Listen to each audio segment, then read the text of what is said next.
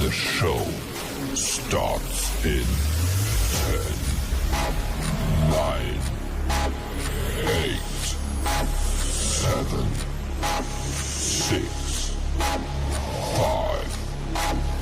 4, 3, 2, 1, go.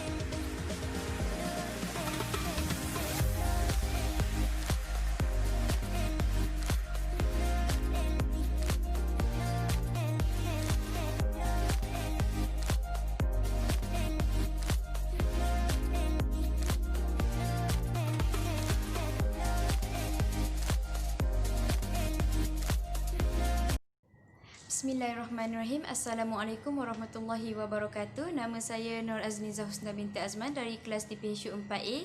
Saya akan menceritakan tentang latar belakang negara Turki. Turki sebuah negara indah di lokasi unik apabila sebahagian negara itu di Asia dan sebahagiannya lagi di benua Eropah. Ia terkenal sebagai sebuah negara yang kaya warisan sejarah selain popular dengan berbagai jenis hidangan masakan istimewa. Sebagai sebuah negara yang berkedudukan di sepadan Asia dan Eropah, Turki sebenarnya sering dikunjungi pengembara dari seluruh dunia. Bagaimanapun, negara Eurasia ini tidak mungkin boleh diletakkan dalam satu kategori tertentu kerana Turki ditumbuhkan dengan gabungan kepelbagaian warisan dan sejarah yang mengagumkan. Ia dilahirkan dengan pertemuan timur dan barat, penyatuan pelbagai budaya, penganut agama yang saling memahami dan menghormati satu sama lain, serta kebebasan untuk menganut kepercayaan agama yang berbeza. Bukti persefahaman itu jelas dapat dilihat dengan kedamaian yang dinikmati rakyat Turki sejak berabad yang lalu. Jadi anda semua berminat tak nak tahu dengan lebih lanjut tentang Turki? Iklim negara Turki adalah sederhana dan ia mempunyai musim panas yang tinggi, kering dan musim sejuk yang basah. Walau bagaimanapun, semakin banyak daratan, iklim akan menjadi lebih kuat. Ibu kota Turki, Ankara, terletak di pedalaman dan mempunyai purata suhu pada bulan Ogos sebanyak 28 darjah Celsius dan purata bulan Januari yang sangat rendah iaitu di bawah -6 darjah Celsius. Terdapat 4 musim di Turki iaitu musim bunga, musim panas, musim luruh dan musim sejuk. Berikut merupakan geografi bagi negara Turki. Turki terletak di Laut Hitam, Aegean dan Mediterranean. Selat Turki yang terdiri daripada Laut Marmara, Selat Bosporus dan Dardanelles membentuk sempadan antara Eropah dan Asia. Akibatnya, Turki dianggap berada di kedua tenggara Eropah dan Asia Barat Daya. Negara ini mempunyai topografi bervariasi yang terdiri daripada dataran tinggi yang tinggi, dataran pantai yang sempit dan beberapa kawasan gunung yang besar. Titik tertinggi di Turki ialah Gunung Ararat yang merupakan gunung berapi aktif yang terletak di sempadan timurnya. Ketinggian Gunung Ararat adalah 16,949 kaki bersamaan dengan 5,166 meter. Berikut pula merupakan demografi negara Turki. Jangka hayat Turki berada pada 71.1 tahun untuk lelaki dan 75.3 tahun untuk wanita atau purata 73.2 tahun untuk seluruh umat. Pendidikan adalah wajib dan percuma untuk anak-anak berumur 6 hingga 15 tahun. Kadar celik huruf ialah 96% untuk lelaki, 80.4% untuk wanita dengan purata keseluruhan 88.1%. Agak rendah untuk wanita terutamanya disebabkan oleh adat resam kaum Arab dan Kurdi yang tertumpu di kawasan tenggara negara. Perkara 66, perlembagaan Turki berbeza dengan takrifan etnik. Bagaimanapun, majoriti penduduk Turki adalah etnik Turki. Fokus pelancongan di Turki adalah cuaca dan alam semula jadi Turki, sejarah dan peradaban Turki, tempat-tempat keagamaan di Turki dan banyak lagi. Assalamualaikum warahmatullahi wabarakatuh. Nama saya Nusairat Aisyah binti Hamid dari kelas DPHU 4C. Berikut adalah 5 tempat menarik di Turki. Yang pertama adalah Istanbul, yang kedua adalah Bursa, yang ketiga adalah Kapadokia, yang keempat adalah Ankara dan yang kelima adalah Kusadasi. Baiklah, saya akan menerangkan lebih lanjut mengenai Istanbul. Istanbul mempunyai tempat lawatan yang paling terkenal atau kerap dikunjungi oleh para pelancong. Antaranya adalah Lider Outlet Center, Blue Mosque, Topkapi Palace, Museum Hagia Sophia, Masjid Sultan Sulaiman dan Spice Bazaar. Baiklah, seterusnya tempat kedua yang menarik di Turki adalah Bursa. Di Bursa terdapat masjid yang tertua yang diberi nama adalah Ulu Kami atau lebih dikenali sebagai Great Mosque. Mosque mempunyai 20 buah kubah dibina pada tahun 1396 oleh Sultan Bayezid I selepas beliau berjaya menakluki Macedonia. Bersebelahan dengan Green Market atau lebih dikenali sebagai Green Mausoleum iaitu Makam Mehmed I memaparkan keunikan seni bina yang berwarna-warni. Manakala di Bursa terdapat Silk Market iaitu pusat perdagangan kain sutera. Ia juga dianggap sebagai tempat persinggahan kepada pelancong untuk membeli belah. Baiklah, seterusnya yang ketiga adalah Kapadokia. Pelancong akan dapat pengalaman yang menarik iaitu dengan menaiki balon udara panas dengan menyaksikan keindahan dan keunikan batu-batuan yang cantik dari pemandangan dari atas udara. Baiklah, seterusnya yang keempat adalah Ankara. Atatürk Museum merupakan museum dan tempat persemadian Mustafa Kemal Atatürk. Bangunan ini telah menempatkan barang-barang peninggalan Mustafa Kemal Atatürk di galeri pameran seperti kenderaan beliau, senjata, surat, pakaian dan jam tangan.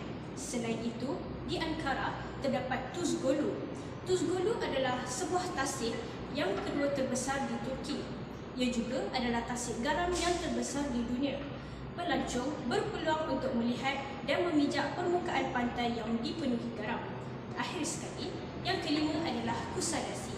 Kusadasi merupakan kota kuno Ephesus yang menyimpan banyak sejarah Yunani dan Rom purba.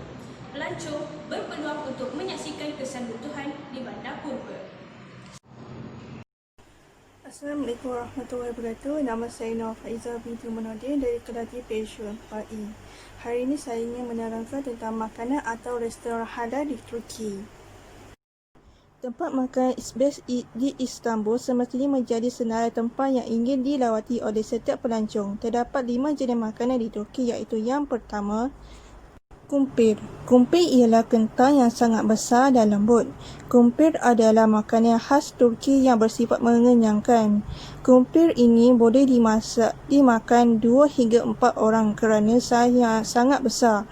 Di dalam isinya terdapat kentang yang direbus dan dipotong untuk menambahkan isi-isi yang lain iaitu topping sayuran bersama keju dan lain-lain. Selain itu, harga kumpir ini 15 TL di Turki. Selain itu, makanan yang menarik di Turki ialah yang kedua ialah restoran Buhara Ocakbaşı. Yang pertama, layanan di restoran ini mempunyai semua ciri-ciri 5 bintang yang anda inginkan. Makanan tingginya ialah kebab yang wajib anda cuba. Lebih menarik lagi, lebih menikmati minuman teh secara percuma. Walaupun restoran ini agak kecil dan harganya agak tinggi, namun ini merupakan salah satu restoran yang top di Istanbul. Di samping itu, makanan yang ketiga ialah baklava. Baklava adalah sejenis makanan ringan di kawasan Turki dan daerah-daerah tempat kekuasaan Kesultanan Uthmaniyah. Makanan ini terdiri daripada kuih kacang, walnut atau pistachio yang dicincang dan diberi pemanis gula atau madu dan dibungkus adunan roti tipis. Seterusnya, makanan yang keempat ialah kebab Iskandar. Di Turki sendiri sebenarnya ada banyak kebab seperti kebab Iskandar. Apakah maksud Iskandar kebab? Iskandar kebab adalah kebab yang berisikan daging dona. Dona bermaksud daging yang dipotong, yang ditumbuk dan dicampurkan rempah dan lemak. Penyajian dona biasanya dilakukan di dalam roti pie.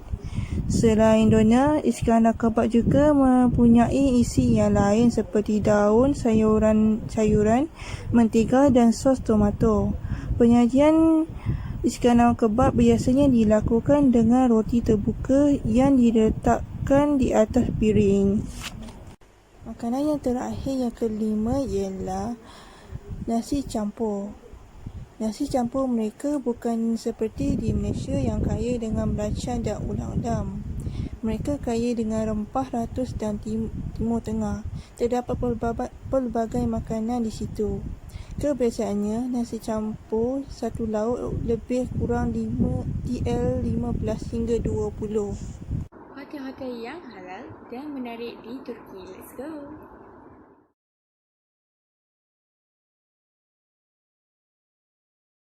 Hotel ini bertaraf 3 bintang. Berdekatan di kawasan hotel ini ada The Blue Mosque, Hagia Sophia dan Topkapi Palace Museum. Airport yang berdekatan di hotel ini pula adalah Istanbul Airport dan Sabiha Gökçen International Airport. Hotel all-inclusive yang santai ini menawarkan santapan yang halal, masjid dan kolam renang yang dipisahkan mengikut jantina. Selain itu, kemudahan yang popular juga adalah kolam, tempat letak kenderaan yang percuma, aircon dan sarapan pagi.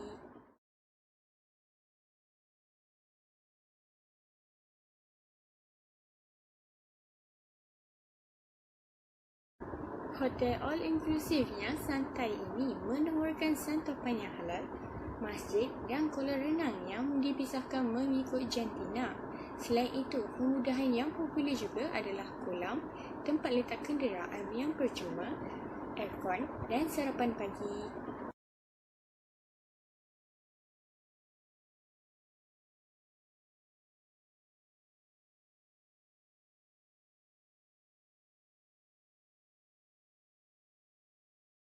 Hotel ini merupakan hotel 4 bintang. Bilik yang lapang ini bukan sahaja menawarkan hotel yang bebas alkohol, malah menawarkan kolam renang yang bersendirian dan 2 restoran halal dan penghawa dingin.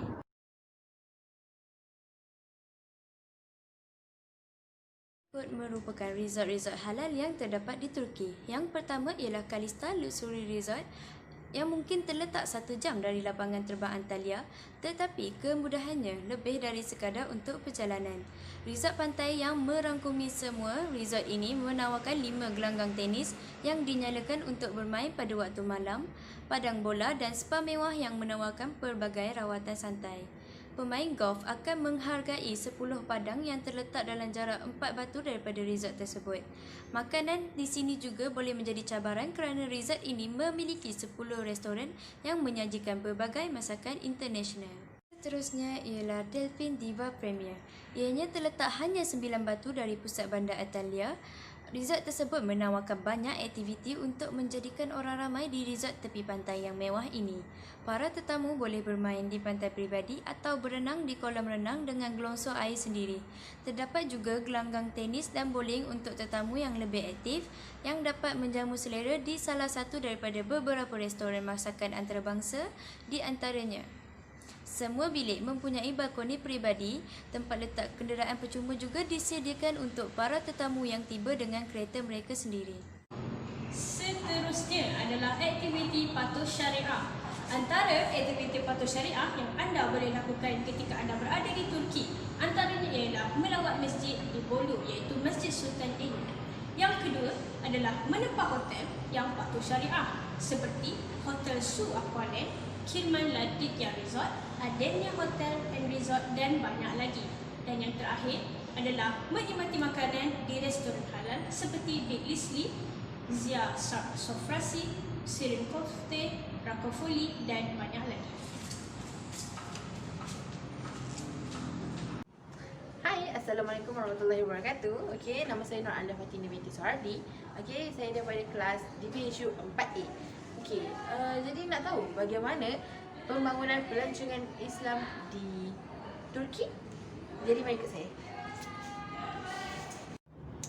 Sektor pelancongan yang berkembang sekarang memerlukan penambahbaikan dari semasa ke semasa supaya perkhidmatan dari segi pelancongan di Turki adalah yang terbaik. Okay. Penambahbaikan yang perlu dijalankan di sektor pelancongan di Turki meliputi beberapa perkara, iaitu pekerjaan, pemeliharaan dan bajet. Perkara yang sangat perlu dititikberatkan adalah mengenai pemeliharaan dan pemeliharaan sumber-sumber jadi yang ada di negara Turki itu sendiri.